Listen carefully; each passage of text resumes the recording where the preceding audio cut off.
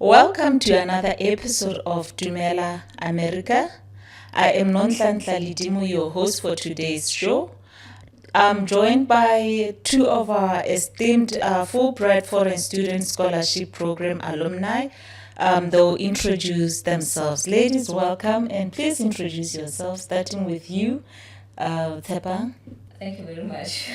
My name is Tshephang Gareegope, and I am a social worker at Gaborone City Council.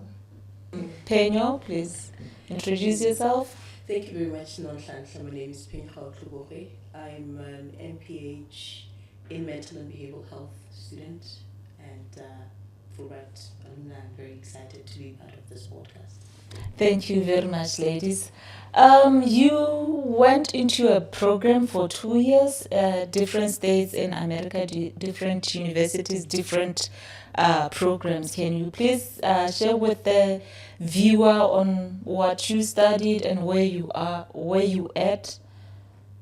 I studied an MA in Organization and Community Leadership at Michigan State University in the state of Michigan in the Midwest part of the U.S. I was in St. Louis, Missouri, and studied at University of Washington, St. Louis. So let's talk about your experience in the U.S. So when you arrived there, what was your aha moment, your cultural shock, and what helped you to settle into the communities and the academic institutions? Michigan is one of the coldest states in the U.S. And the winter, it can go on a cold winter day. It can go to minus 20 something degrees Celsius. So that was my first cultural shock because the winter lasted for like 6 to 8 months. My second cultural shock was the food. The food is totally different from what we have here, and there's a heavy reliance on fast foods. Yeah, because food there is cheap. America is one of the best producer and is an agricultural nation, so they produce a lot of food. So food is extremely cheap, and people eat out a lot, and it's mostly fast food, and I wasn't used to that, so I struggled a bit with that. Yeah, but overall, Americans in Michigan, they were very warm and kind and helpful, so yeah. I think any part of the world that you visit, there's always something that is very different. Yeah. For example, I was from Africa and going all the way to the United States. Is a whole different continent altogether. So obviously things are going to be different. Yeah. And I arrived in August. That meant that in December, that's winter. So it didn't take a while for us to be in winter, and it starts to look dark. And then it's snowing. It was my first time to be in an area where it snows. It was super cold, just like us. And I wasn't prepped enough. I mean, just like I didn't do enough research about that. So I didn't have the boots. I remember one of the days I wore sneakers. Oh my God. I was so fully immersed. Yeah. I think what helped me cope and get used to the settle well was the pre-academic program. Fulbright has a 1 month pre-academic program that you do before your main program, your 2-year program. Yes. So I went to Boulder, Colorado for about a month, and it covers everything from American social life, the culture, and even academic stuff. They teach you about what the resources that are found in a typical American university, like the food bank. I was always at the food bank. The library, how you search for books in the library, and the gym areas, everything that you like, the writing club. And then it covers like American etiquette and mannerisms, what Americans expect, what they find rude, etc. So it was a really packed program that helped us adjust and settle well in the American life. It's if you are going to the US for the first time, I think it would be nice to secure accommodation before you go. Yeah. And also make sure it's university-owned property. That is more, it cushions you better than when you look for private accommodation. Because sometimes, I mean, it's not necessarily unique to the United States. Sometimes tenants can take advantage. It's everywhere. Even here, you know, if the people think you don't know me, take advantage. So if you're in university-owned property, things are much, much better. So I found university-owned property after experiencing a little hell. I'll share later. But that almost got me into legal issues. But I just think it's just small things that had I done maybe more research and then ensure that I get university property beforehand, I wouldn't have experienced that. I don't want to entirely say, well, you know, the system wasn't good. No. It's just that on your side as a student, you also have to do a lot of work to make sure that you are okay. And make sure that you also have contacts at the university who can assist. Absolutely. How was your university experience? First of all, the program for masters is dense. It's like being dumped into a swimming pool, or not a swimming pool, even the ocean. And you have to swim and land and navigate that space and keep your head high. Because you are dunked in, it's a lot of work. So it's like it's like masters is like training ground, I think. I see it now, having gone through it, it's like training ground for PhD. Because they teach you how to work under intense pressure and survive. What I realized with Americans is that participation in class, discussions in class, asking questions, giving your perspective, even when you are wrong, even when you think you are wrong, is very important. There is actually marks for participation. It was very difficult for me to self-care, to apply self-care. I did crash down several times. So I think it's when we select programs, we have to be really careful what program you are selecting. Select something that you're not going to have to work extra harder. Because, for example, people with a BSc background, when they're in the biostatistics class and epidemiology, they are revising and then learning a few things. You understand? So for me, it was like a new territory altogether. So I had to pay a tutor, sleep at 2 a.m, sometimes at 3 a.m, waiting for the tutor to meet me because he was in a different time zone, all those kind of things. So it was really hard to survive. So my first semester was crazy because that's where you do epi and biostats. So that was, I crushed down. Now let's talk about when now there's pressure and you are not able to take care of yourself. Are there any platforms or avenues for you to approach and that which the program has put in place to assist you to pick yourself up and continue and maintain a good academic performance as well as maintaining good health? I think a typical American university has a lot of resources for students. I wish it's something that University of Botswana can emulate.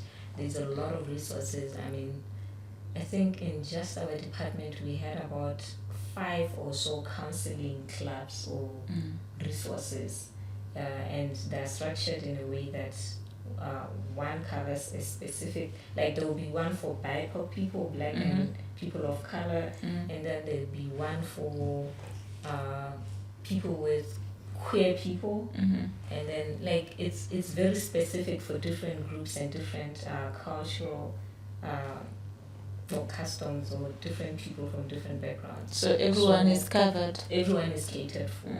I mean, they're very understanding. They're very strict, but they're very understanding. Mental health is a very huge issue in the US, and they take it seriously.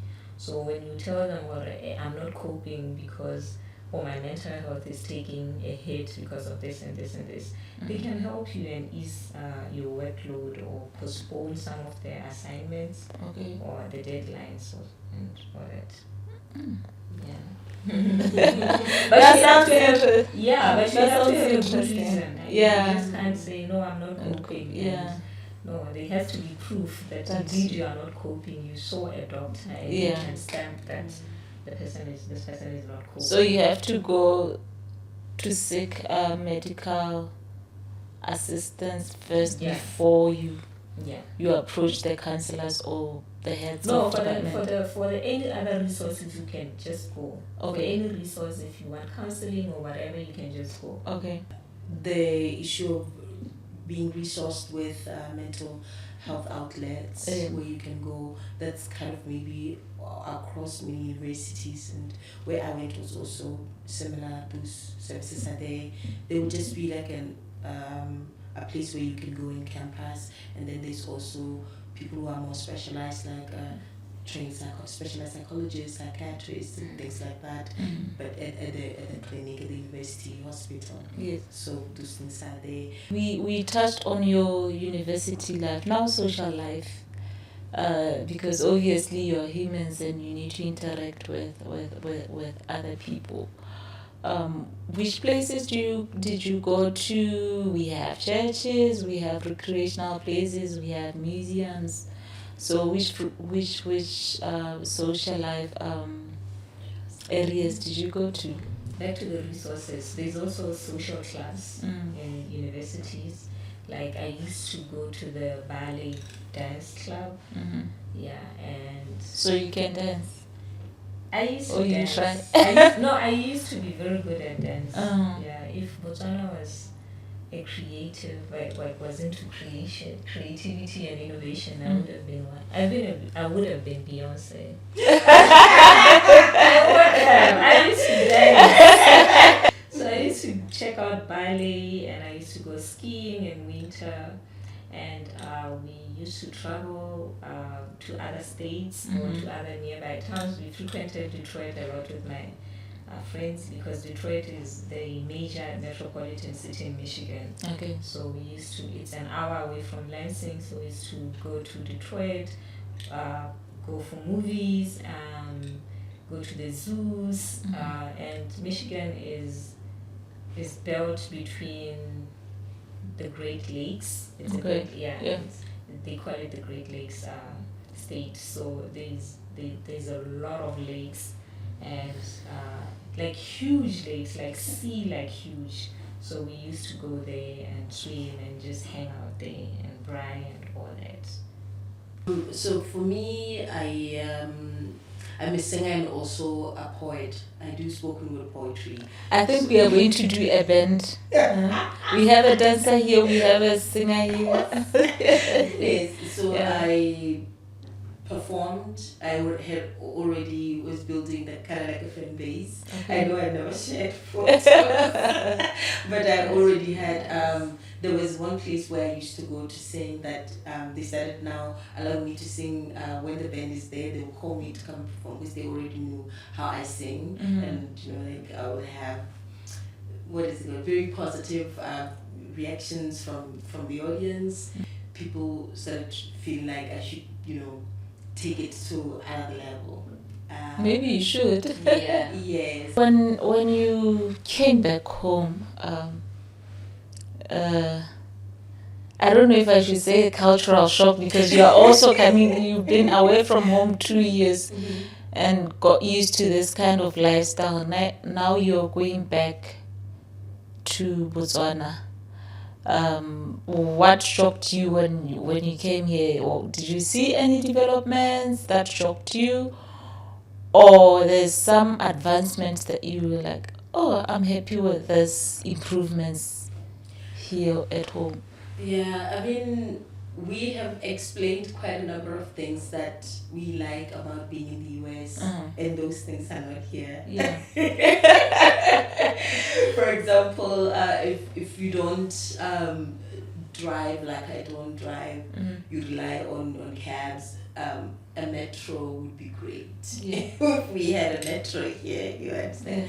So those things coming here and then trying to figure out transport, the availability of it, the turnaround time of getting it is slightly different. And then also the speed in which things are done. People do things fast, like on your toes. So here it's a bit sluggish, not sluggish, but a little slow. So those things, then you have to start adjusting and welcome home. Yeah, there's nothing that you can I'm still adjusting.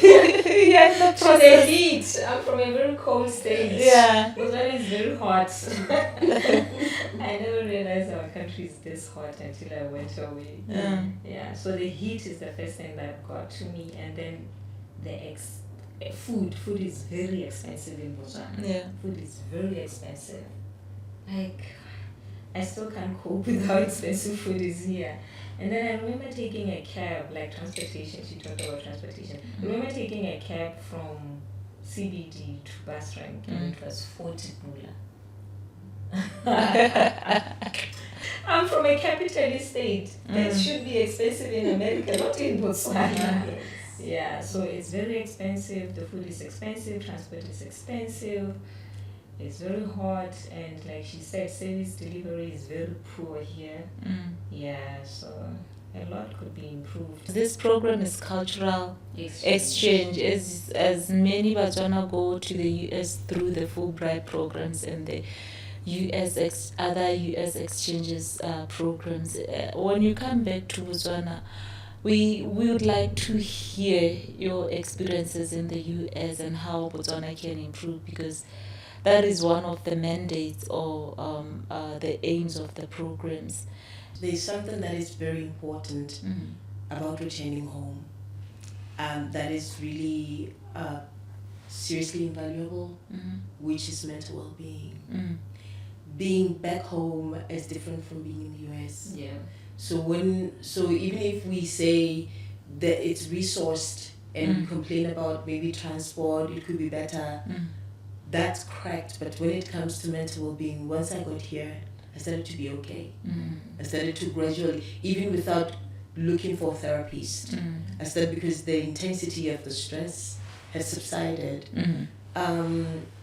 In Botswana, you can get into a cab and strike a conversation with somebody you don't know, be at the bus stop, and strike a conversation with somebody that you don't know. There's that kind of sense of community, sense of belonging that is just there, that is invaluable about being in Botswana, which once you cross over into a different continent, such as being in the US, somebody has to process first if you're not somebody who's trying to rob them or something like that. So there's a bit more isolation in the US than here. Here there's a more strong sense of community, which is really, really good in terms of mental health.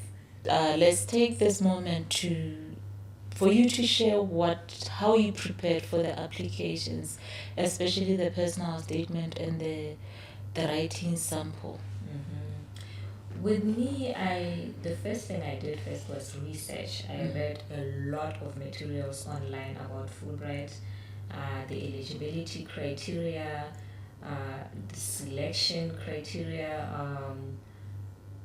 like funding, if it's partial funding, if it's full funding, the kind of universities that are offering Fulbright, to see whether I can be in goodness or fit or in congruence with such universities.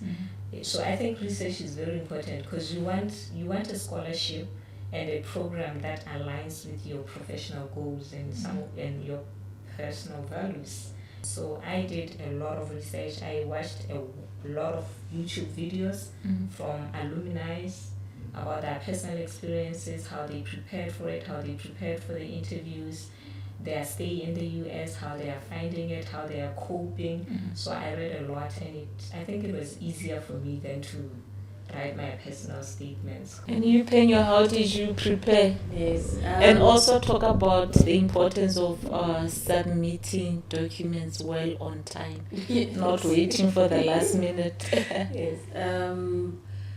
So I also watched a lot of YouTube videos. They're very helpful. There are Fulbright scholars who would just make a dedicated video about writing the personal statement who've been selected. So they'll share what stood out in their personal statement that probably maybe struck that chord for selection. So I would even go to other scholarships and check them out, but I'll dedicate because the structure is never that different. But then it's also good to just look at the ones that are dedicated Fulbright. So I watched a lot of that, and of course I did research. I was fortunate. I spoke to, I think, somebody who was a Fulbright scholar before. I think that is also really helpful to speak to somebody who have gone through the program prior. And I know you also did the same with the current Fulbright. Yes. Yeah. I had held about 3 people, and 2 of them. One has gone, one is going this year. Oh, that's great. That's great. I think with every application, deadline and all requirements in terms of documentation, for you to be considered, we know now we know that if you're looking for a job, if you don't have certain terms that don't fit is it 8 years? 8 years, I think it's 8 years, I forget what it is.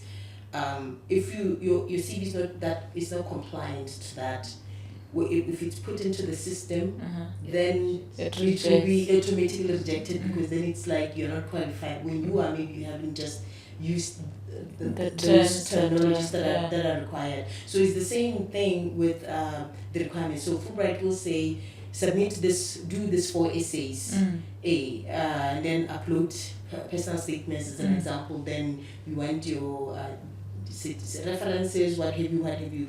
If you want to be considered, you have to submit everything. Yes. I mean, Fulbright is very competitive, so. Thank you thank you for mentioning that. Thank you for mentioning that. Yeah. One mistake, you're gone. Yeah. Because you can have the highest GPA, but if your personal statement is not convincing that what you want to do is going to be impactful to you and to the community and to the US government mandates, then you are out. You are out. Yeah. Everything has to be up high. Your GPA has to be up. Your personal statement has to be like up high. Your study objective. I don't know if you do the writing sample. Yes, the writing sample is also there. Yeah, it's very important because that's where they test you whether you can write as an academic or not. And if you can't write, what are you going to do? Yeah. Yeah. Ladies, I'm happy to have you on the program and thank you for sharing your experiences. Is there anything else that maybe you think is important to share before we close our program? Yeah, I wanted to say that in your applications, my application, I did a lot of citations because I wanted to show that. Because I'm a child protection specialist, so I did a lot of research about child protection in the US, in Europe, and in comparing it to Botswana. Yes. So I did a lot of citations in my applications to show comparisons, but also to show that I'm ready for research. Yes. Proofread your personal statement. Yeah. Proofread, read it. The best way to do is to read it to yourself. Because when you read it aloud, you can tell that you didn't write your grammar is not, you've made tense mistakes. Yeah, so read it out loud to yourself. Ask somebody who is a master's graduate, who've kind of honed their skills a bit, writing to help you. Unless you're avid, very good already, that's fine. But if you feel you need somebody to check for you, that's fine. Yes. Have somebody read it to yourself, edit, and then give somebody to check for you. Ladies, thank you very much for joining us and thank you for sharing your experiences with the with Botswana and everyone who's interested in our Fulbright Foreign Student Scholarship Program. And thank you to the viewer. See you next time.